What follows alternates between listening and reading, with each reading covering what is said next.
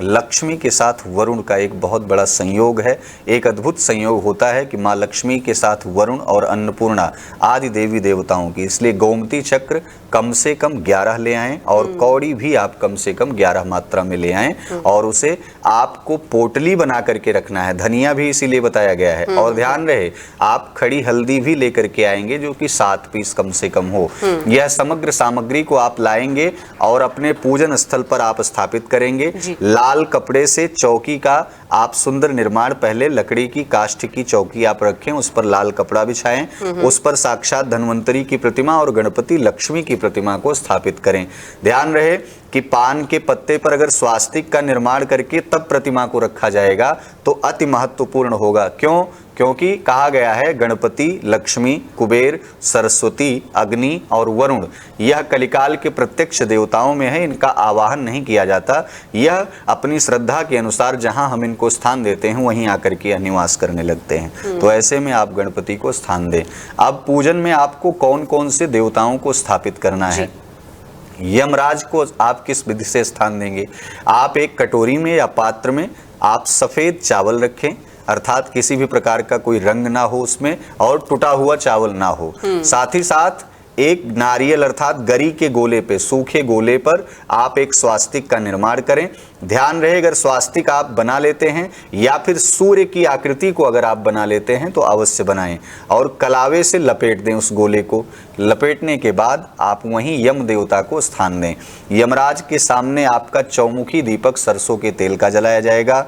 माँ भगवती लक्ष्मी की आसक्ति आपके जीवन से जुड़ जाए इसलिए वहां पर तिल के तेल का दीपक जलाया जाएगा। गणपति विघ्नहर्ता हैं, भगवान विष्णु सो रहे हैं इसलिए भगवान विष्णु की कृपा प्राप्त हो, राम की कृपा प्राप्त हो, इसलिए वहां पर घी का दीपक जलाया जाएगा। 3 दीपक अति महत्वपूर्ण हैं जो आपके पूजन के क्रम में जलाए जाएंगे।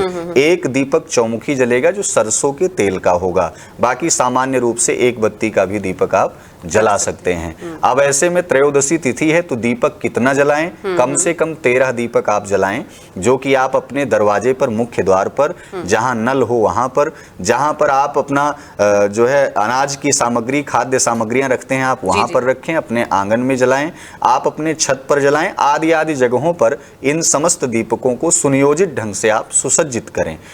अब पूजन के क्रम में हम आगे बढ़ते हैं तो गंगा जल से, पंचगव्य से सबको स्नान कराएं।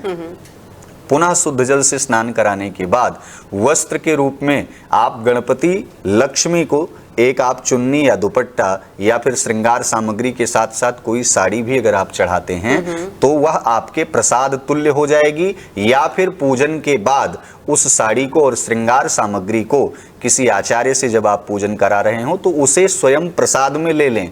क्यों? क्योंकि मंगल आपके जीवन में प्रबल हो, आपके जीवन में सदैव मांगलिक स्थिति बनी रहे। पूजन के क्रम में हम आगे बढ़ते हैं। रोली का चंदन लगाना है। रोली क्यों? क्योंकि स्त्री कहा गया है और स्त्री मस्तक पर जब देवताओं के आप विराजमान करेंगे तो ऐसे ही लक्ष्मी की कृपा आपके जीवन में प्राप्त होगी। तो ऐसे में रोली का चंदन लगाएं। साथ साथ बिना टूटा हुआ चावल अक्षत गणपति के मस्तक पर सुशोभित करें और यम के मस्तक पर भी यही चंदन आपको सुशोभित करना है। बचा हुआ चंदन उस पात्र में स्वयं भी लगाएं, अपने बालकों को तीव्र बुद्धि के लिए मस्तक पर लगाएं वह चंदन, और साथ ही साथ आरोग्यता को प्राप्त करने के लिए धन्वंतरी को लगाया हुआ चंदन, जो व्यक्ति लंबे समय से बीमार चल रहा है उसको भी वह टीका चंदन अवश्य करें। अब आगे बात आती है कि फूल की माला। आज के दिन पीले फूल की माला का अति महत्व है। आप पीले फूल में गेंदे का भी फूल ले सकते हैं, गुलाब का भी फूल ले सकते हैं, गुड़हल आदि का भी फूल ले सकते हैं। आप माला को समर्पित करें। इसके बाद आज जो सबसे महत्वपूर्ण विषय यह है कि पूजन में गणपति को विघ्नहर्ता के रूप में जाना जाता है, यानी 108 दूर्वा आपको लाना है। 108 दूर्वा की माला लाल धागे में या कलावे में पिरो करके गणपति को पहनाना है। मूर्ति चाहे छोटी हो या बड़ी हो, माला 108 दूर्वा की ही बनाई जाएगी। यदि दूर्वा उपलब्ध नहीं हो पा रही है तो सामान्य रूप से आप कहीं से भी थोड़ी दूर्वा लेकर के गणपति को अवश्य चढ़ाएं, क्योंकि माताएं जिनके जीवन में संतान नहीं होती, पुत्री की उत्पत्ति नहीं होती, बहुत वो अपने जीवन में पीड़ात्मक स्थिति में रहती हैं और यकीनन मानिए किसी शुभ अवसर पर कुछ ऐसे दान किया हुआ सामान या कुछ ऐसे देवताओं को चढ़ाया हुआ भोग वह जीवन में वरदान साबित होता है। तो आज के दिन इस त्रयोदशी तिथि पर भगवान शिव प्रदोष काल में जब गणपति के ऊपर दूर्वा चढ़ी हुई देखते हैं तो उस व्यक्ति के जीवन में गणपति जैसा ज्ञानवान, बुद्धिवान, विवेकवान बालक भी वो कहीं न कहीं उत्पत्ति कराते हैं। तो इसलिए कुल में कुल की मर्यादा को भगवान स्वयं रक्षण करते हैं। आज के दिन आपको यह चढ़ाना चाहिए। जो सौभाग्यवती महिलाएं हैं आज के दिन माँ भगवती गौरी को, लक्ष्मी को सिंदूर अवश्य चढ़ाएं, कुल देवी को सिंदूर अवश्य चढ़ाएं, साथ ही साथ धूप दीप नैवेद्य में आज के दिन धान की खील अर्थात लावा धान का चढ़ा सकते हैं, 5 प्रकार की मिठाई चढ़ा सकते हैं, साथ ही साथ कदली फल आज के दिन अवश्य आपको चढ़ाना है। केले का फल और तमाम प्रकार से फल और भी हैं जिसे आप अब भगवान को चढ़ा सकते हैं और इससे देवता प्रसन्न होते हैं। यह पूजन का सामान्य रूप से क्रम था।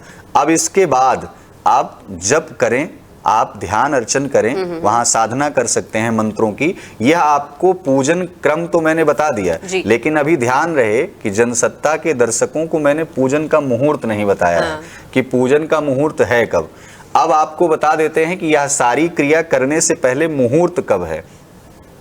धन त्रयोदशी के दिन 29 तारीख को जब आप पूजन करने के लिए बैठेंगे तो 29 तारीख को सुबह 10:31 से यह त्रयोदशी तिथि प्रारंभ हो जा रही है और 30 तारीख को यही त्रयोदशी तिथि 1:15 दोपहर में खत्म हो जा रही है। यानी जिन लोगों के मन में अगर संदेह हो रहा हो कि यह त्रयोदशी तिथि अगर हम 30 तारीख को मनाएंगे तो बिल्कुल भूल ना करें, क्योंकि धन त्रयोदशी की जो मुहूर्त होते हैं पूजा के वह निशीथ काल में, संध्या काल में, प्रदोष काल में ही किए जाते हैं। इसलिए यह पूजन क्रम 29 तारीख को ही आपको मनाना है और करना है।